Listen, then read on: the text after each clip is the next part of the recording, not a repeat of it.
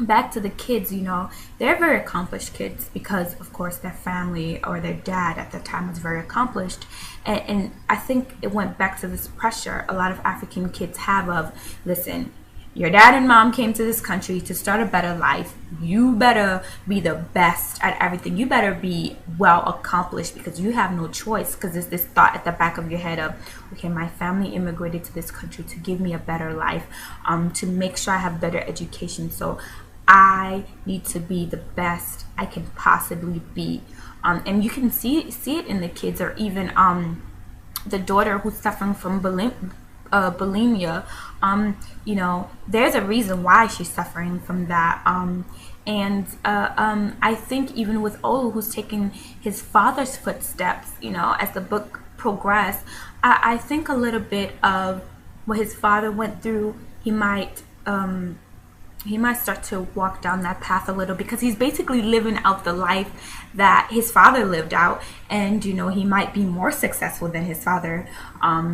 And I think that's something I'm really looking forward to see, that dynamic of following his dad's footsteps and where that leads him, or if he finds himself stepping in the same puddles that his father once stepped in. I'm really, really, really excited to see where this book goes. And I think as an African, the family dynamic of, when you first look, you're like, ooh, beautiful family, great kids, successful. And then as you dig deeper, you see this hurt that have really carried on in his family for a long time. This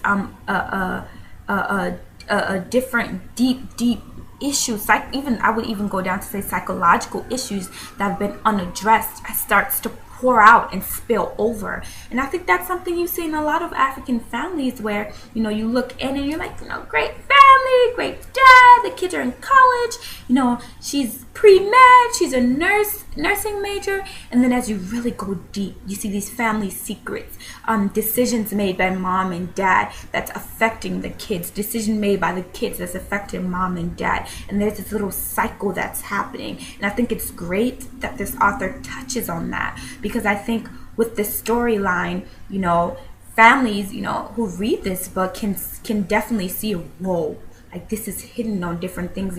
As a reader, as I read, I would stop and say, wow, like this is powerful. Either I've been through this or I am going through this.